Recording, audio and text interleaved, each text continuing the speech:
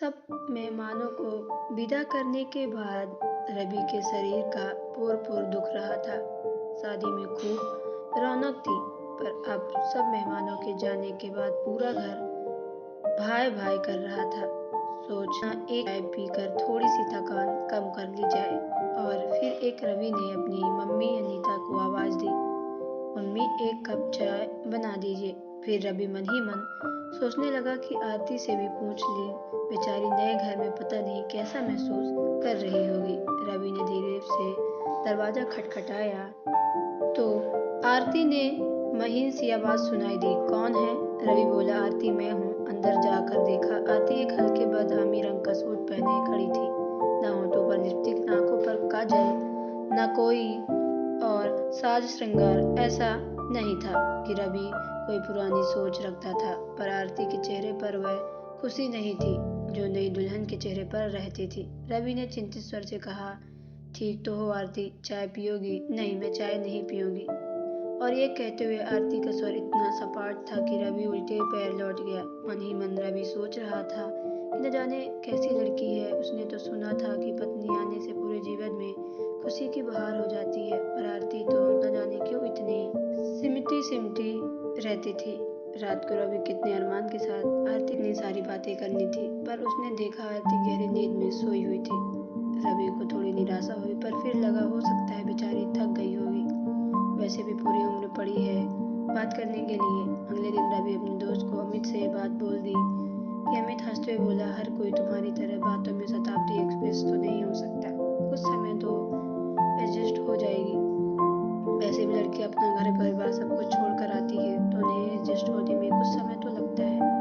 आज रात रवि फिर आरती के अपने हनीमून के लिए गोवा जा रहे थे। रवि ने खुश होते हुए कहा, "आरती, पैकिंग करने में मदद करूं क्या?" आरती ठंडे स्वर से बोली, "कर ली है।" रवि को यह देखकर बहुत आश्चर्य हुआ कि आरती का बस एक छोटा सा बैग था जिसमें 4 या 5 टी-शर्ट और 3 जीन्स थी। आरती से बड़ा तो रवि का ही बैग था। रवि के जीवन में आरती पहली लड़की नहीं थी, उसकी पहली भी गर्लफ्रेंड रह चुकी थी। लड़कियां का तो कपड़ा, गहना और मेकअप का कितना शौक था। पूरे रास्ते विमान यात्रा में आरती के मुंह पर चुप्पी पर ताला लगा हुआ था। रवि तो आरती की सादगी पर पहले से ही मोहित था। उसके होठों पर छोटा सा काला तिल, थोड़ी सी उठी हुई छोटी सी नाक, हंसते हुए गालों पर पड़ते गड्ढे, उठे हुए चीक बॉक्स, लहराते हुए काले घुंघराले बाल। आरती का रूखापन उसे समझ नहीं आ रहा था। गोवा में होटल के कमरे में पहुंचकर आरती ऐसे सहम गई जैसे रवि उसका पति नहीं, कोई अजनबी हो। रवि ने सोचा शायद आरती हनीमून में थोड़ी खुल जाए। रात को आरती वॉशरूम से नहाकर निकली तो बच्चों जैसा नाइट सूट पहनी थी। रवि का स्वर्ग जल गया। रवि झंझलाकर बोला, "आरती, तुम्हें शादी का मतलब पता नहीं है क्या?" आरती कुछ न बोली, फिर उसकी आंखों में टप टप आंसू गिरने लगे। रवि घबरा गया और बोला, "आरती, मेरा वह मतलब नहीं था। सॉरी, मैं तुम्हारे दिल को दुखाना नहीं चाहता था, पर तुम मुझसे इतना दूर क्यों रहती हो?" आरती धीमे से बोली, "रवि, मुझे टाइम दे दो।" "आरती, मैं तैयार हूँ, पर थोड़ा मुस्कुरा दो।" हनीमून में भी दोस्ती करने की सारी कोशिश रवि ही करता रहा था। आरती वहां होकर भी नहीं थी। रवि को समझ नहीं आ रहा था कि वह क्या करे, किस बात पर। दोस्तों से बात करेगा तो वो उसका मजाक उड़ाएंगे कि वह अपनी बीवी को काबू में नहीं रख पाया। आरती का बर्फ जैसा ठंडा व्यवहार रवि को अंदर तक जला देता था। जैसे ही रात में आरती के करीब जाने की कोशिश करता, आरती की घिघी बज जाती। रवि को ऐसा महसूस होता जैसे वह कोई बलात्कारी हो। रवि का मन सिहर उठता और वह आरती को परे धकेल देता। कभी रवि को लगता कि आरती के मम्मी पापा से बात करे या उनकी सहेलियों से कि क्या आरती को कोई समस्या है। गोवा से सीधे रवि और आरती मुंबई चले गए, जहां रवि की नौकरी थी। अगले दिन रवि के ऑफिस जाने के बाद आरती ने घर की काया पलट कर दी। रवि जब लौटा तो चकित रह गया। आरती की चुप्पी तो नहीं टूटी थी, पर वह घर में रवि के साथ रच बच गई थी। एक दिन रवि आरती से बोला, "घर की याद आ रही है क्या? तुम शादी के बाद एक बार भी अपने घर नहीं गई हो। तुम्हारी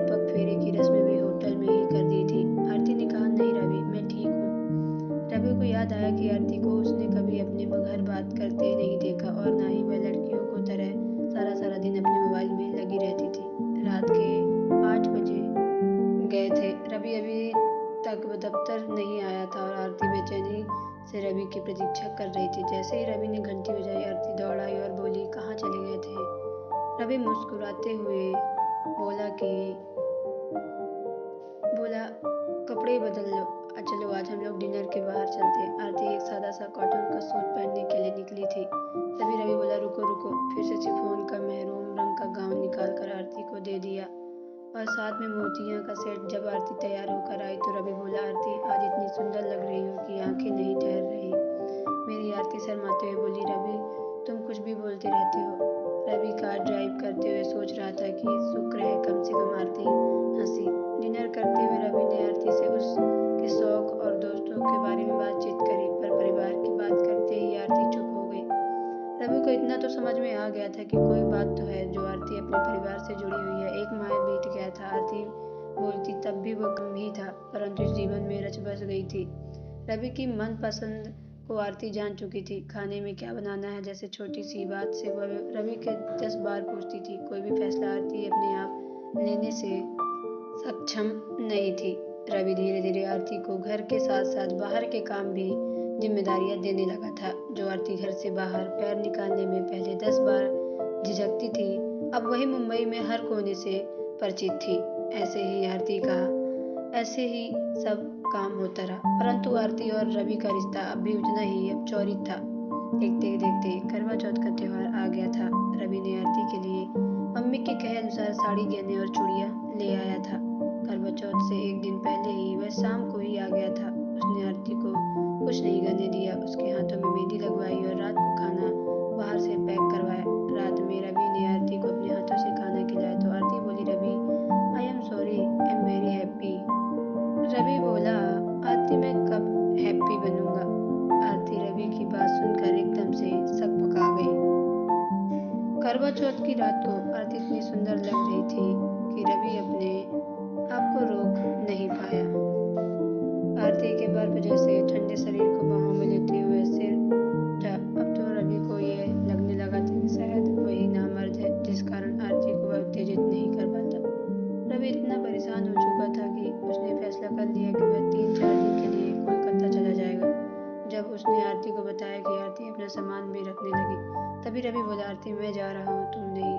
तुम तो मेरी छाया से ही दूर भागती हो। तुम यहाँ पर ही अपनी कंपनी एंजॉय करो। आरती को रवि से यह उम्मीद नहीं थी, पर वह क्या बोलती। कोलकाता से जब चौथे दिन रवि लौटा था, आरती रवि से बोली, देखो मैं बुरी सी सही, पर तुम आगे से मुझे छोड़कर मत जाना। पता है मैं तुम्हारे बिना कितना अधूरा महसूस कर रही थी। आरती तुम एक रोबोट हो, तुम्हारे अंदर कोई संवेदना नहीं है, पर मैं एक इंसान हूँ। मैं तुम्हें प्यार करता हूँ, पर मैं अपनी शारीरिक जरूरतों को क्या करूँ? क्या तुम किसी और से प्यार करती हो या तुम्हारे लायक नहीं हो? आरती बोली, रवि ऐसा नहीं है, मैं ही तुम्हारे लायक नहीं हूँ। ये शादी मेरी गलतियों की सजा है, वह गलती जिसने मैंने जानबूझकर नहीं बल्कि अनजाने में किया था। अचानक आरती ने यह बात कहकर अपनी जीभ काट ली। रवि सकते में आ गया। क्या वह शादी आरती के लिए सजा है? रवि को एकाएक बहुत तेज गुस्सा आया। मन ही मन करा कि आरती से पूछे कि जब शादी का मन ही नहीं था तो क्यों जिंदगी खराब कर दी। आरती के मुंह से बात को निकल गई और उसे समझ में आ गया था कि रवि आहत हो गया है। शाम को जब आरती रवि के लिए चाय लेकर आई, चुपचाप उसके पास बैठ गई और बोली, रवि मैं आपको दुख नहीं पहुंचाना चाहती। आरती मुझे पूरा सच जानना है। मुझे इस जबरदस्ती के रिश्ते से मुक्त कर दो। आरती भराई आवाज में बोली, रवि पूरा सच जानने पर आप मुझे से नफरत करने लगोगे, शायद घर में चले जाने को भी कह दोगे। रवि मैं आपको खोना नहीं चाहती, यह घर मुझे अपना लगता है, आप मुझे अपने लगते हो। रवि प्यार से उसके सिर पर हाथ फेरकर बोला, आरती मैं तुमसे एक पति के हैसियत से नहीं बल्कि एक दोस्त के तौर पर बात करना चाह रहा हूँ। जब मैं कॉलेज में अंतिम वर्ष में थी तब मेरी जिंदगी में राहुल आ गया था। मैं उससे बेहद प्यार करने लगी थी और वह मुझे बेहद चाहता था। रवि राहुल के साथ मैं थोड़ा आगे तक निकल गई थी, जिससे हमारे समाज में गलत मानते हैं। मैं उसके प्यार में बावरी हो गई थी। जब मेरा परिवार लड़का देखने लगा तो मैंने अपने परिवार को राहुल के बारे में बताया, पर मम्मी पापा ने यह कहते हुए मना कर दिया कि वो लोग उस जाति से जो काफी रूढ़िवादी होते हैं। आर्थिक रूप से भी राहुल का परिवार आर्थिक संपन्न नहीं था, पर मेरे ऊपर तो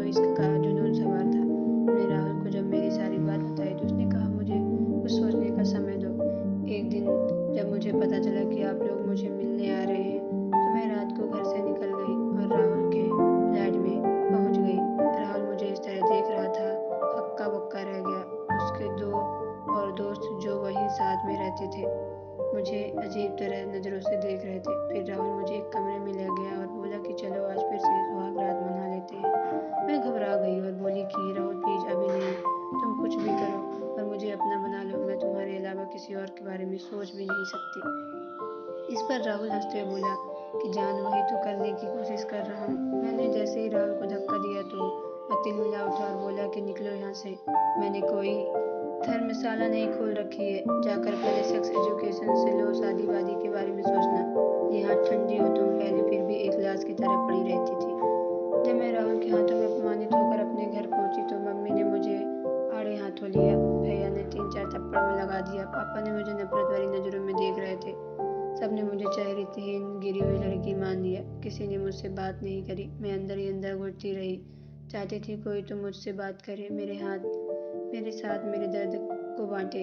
रवि, मेरी गलती बस इतनी थी कि मैंने राहुल को पर भरोसा कर लिया। पर कभी लगता है कि मैं बेवकूफ़ हूँ, मुझे कोई फैसला लेना ही नहीं आता है। फिर लगता है शायद राहुल ठीक ही कहता था, मैं सेक्स के लायक ही नहीं हूँ। आप लोग कब आए, कब मेरी शादी तय हो गई, मुझे शायद कुछ भी याद नहीं रहा। फिर आरती फूट फूट कर रोने लगी और हिचकियाँ बंद हो गई। पर फिर भी आगे बोलती रही, मैं आपके काबिल नहीं हूँ, मैं आज तक तुम्हारे साथ पति पत्नी का रिश्ता ही बना नहीं पाई, शायद मैं कभी किसी पुरुष को खुश नहीं कर पाऊंगी। रवि सारी बातें सुनने के बाद बोला, आरती तुम्हारी कोई गलती नहीं है, तुम क्यों खुद को सजा दे रही हो। तो दोस्तों, आपको ये स्टोरी कैसी लगी कमेंट बॉक्स में ज़रूर बताएं। अगर आप मेरे चैनल पर नए हो तो चैनल को सब्सक्राइब करके बेल आइकन को प्रेस कर लें ताकि आने वाली वीडियो का नोटिफिकेशन आपके मोबाइल में सबसे पहले पहुंचे। तो चलिए मिलते हैं नेक्स्ट वीडियो पे। Okay bye, take care.